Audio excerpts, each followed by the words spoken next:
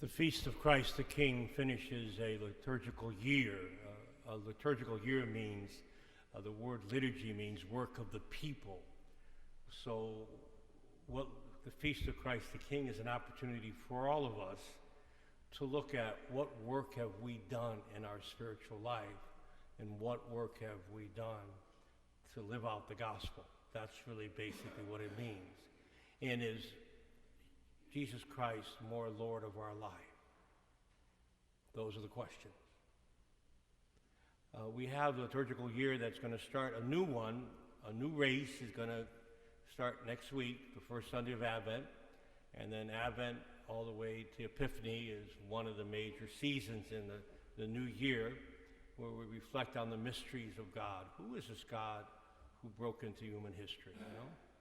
And then the ordinary times when the priest wears the green vestments means for an opportunity to practice living what you learn, okay? And then we go into the Lenten season, and then we go to all the way to Pentecost. And again, reflecting on the mystery of God. Who is this God in my life, you know?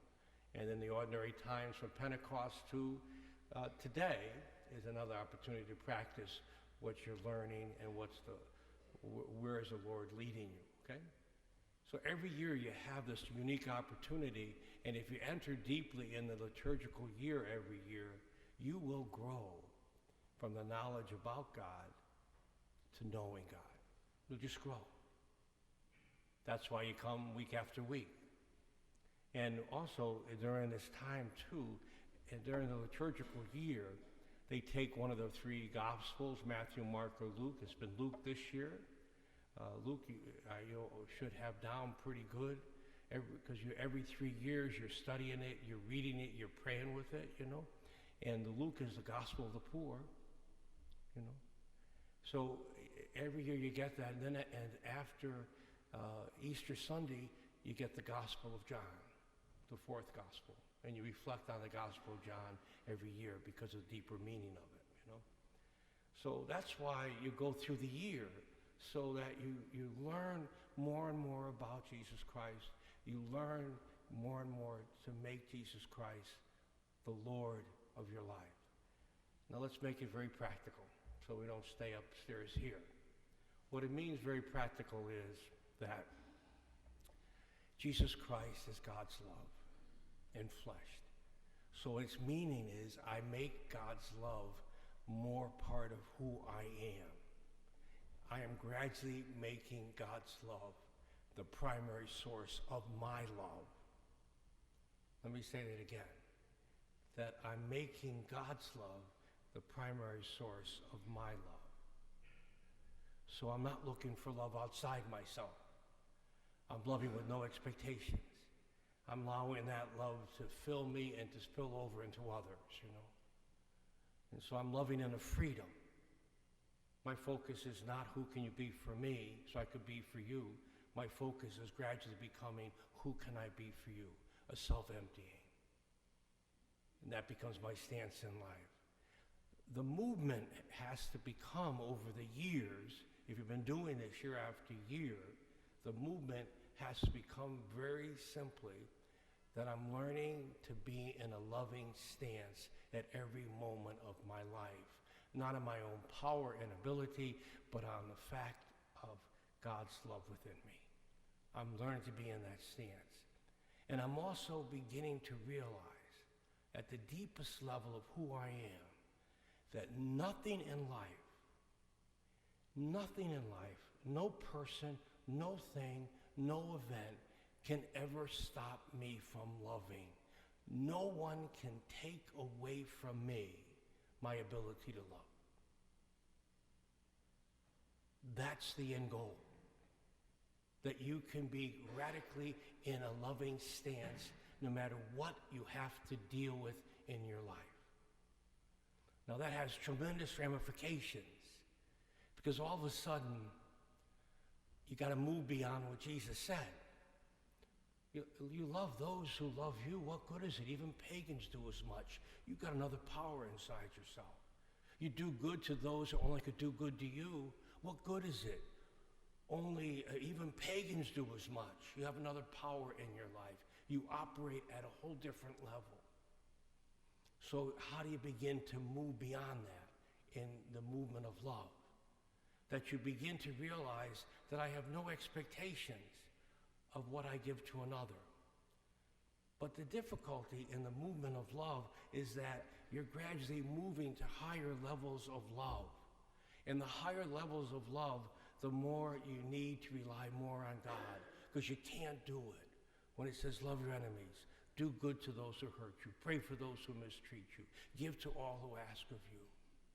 Do not judge, do not condemn. So the gospel begins to burn in your hand. It gets that hot because it's bringing you to places you may not want to go. And it gets to a point where you're able to say in your life, the most difficult relationships are my greatest relationships. The most difficult relationships are the greatest time I give my God thanks for.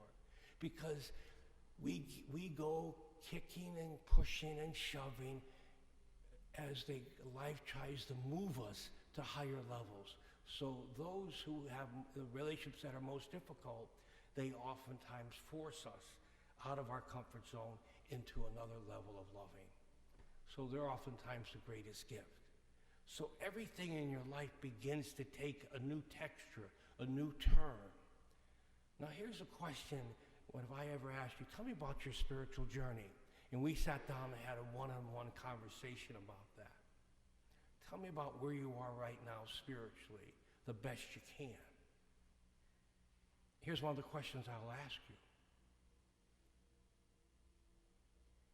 What in life will take away your ability to love?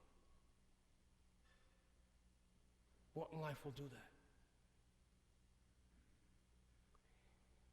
If something happened to you physically and you became a paraplegic because someone drove by in a drive-by and shot you in the back,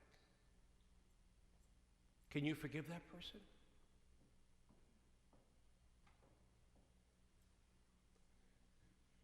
A friend of your daughter's or son's was driving the car real fast, lost control, hit a telephone pole.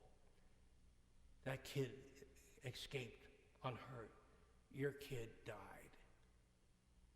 Can you forgive that kid?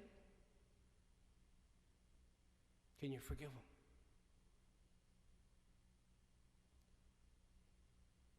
Who has control over you? What has control over you? That you stop loving that person. The question of forgiveness. Who are you making pay? Directly or indirectly? I can't forgive that person. I can't believe that what was left to me by my parents, my sibling took it. Can't forgive them. Someone did this thing, and I just can't forgive them. I won't make them pay aggressively, but passively. Where are you in your spiritual journey? Where are you allowing the Lord to be Lord of your life?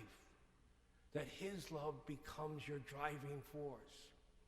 Because if you are not forgiving, if you are basically only loving those who are your own, but you have a hard time reaching out beyond your own borders, your own comfort zone. If that is where you are, you got to know that. So next year, the new liturgical year, you know what you need to work on.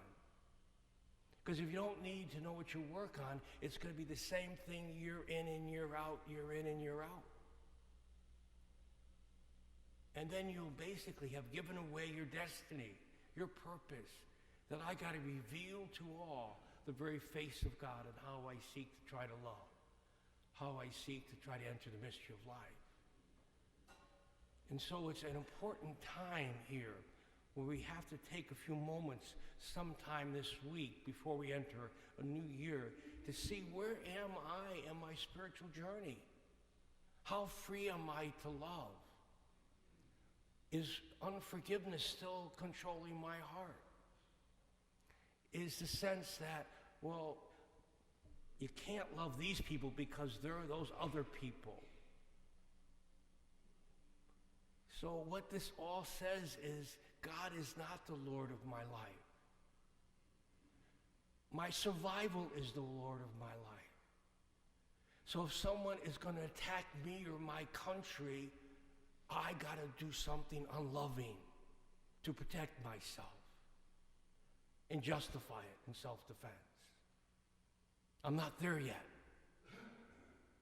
So it's not God's love that's ruling my life. It's my survival that's ruling my life. The sense of my esteem. If someone says something or does something that puts me down or hurts me, I got to make them pay because they're going to continue to do that. So esteem, making myself feel good about who I am, is the dominant piece of my life, not God's love within me. If all of a sudden someone's trying to push me out of my safety zone or comfort zone, and I find myself reacting, that means control is the Lord of your life.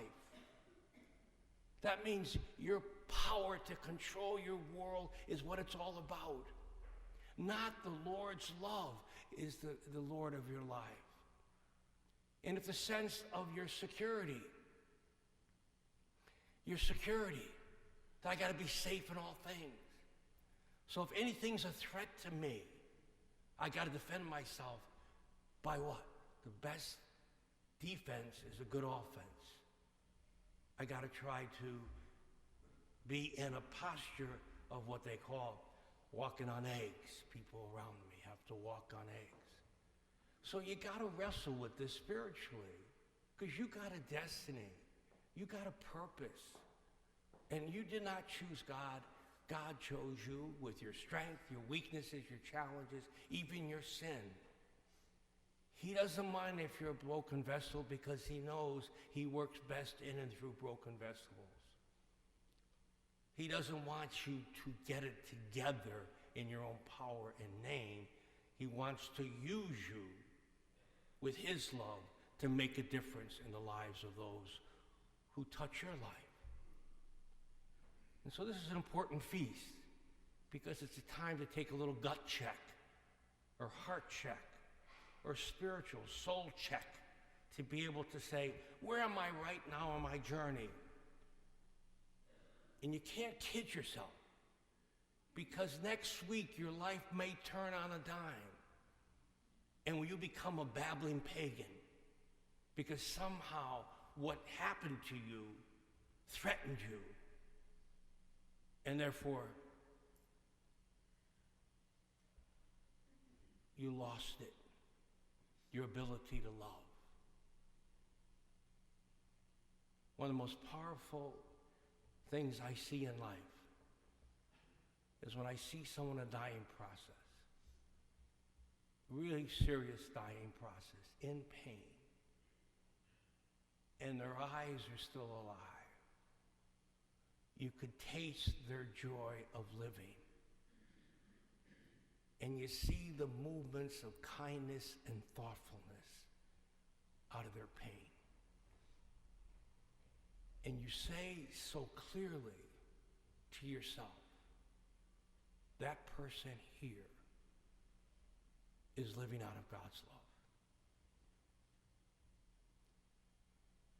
Thank you for running the race this year. I need you a little gut check this week.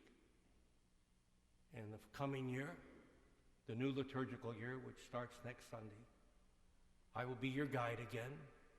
I will press you and push you and move you, because at the end of the day, you are called to greatness. Not because you're great in the eyes of the world, but because you're called to do great things in God's power. I want that for you. For you truly are the Christ, a light to this world.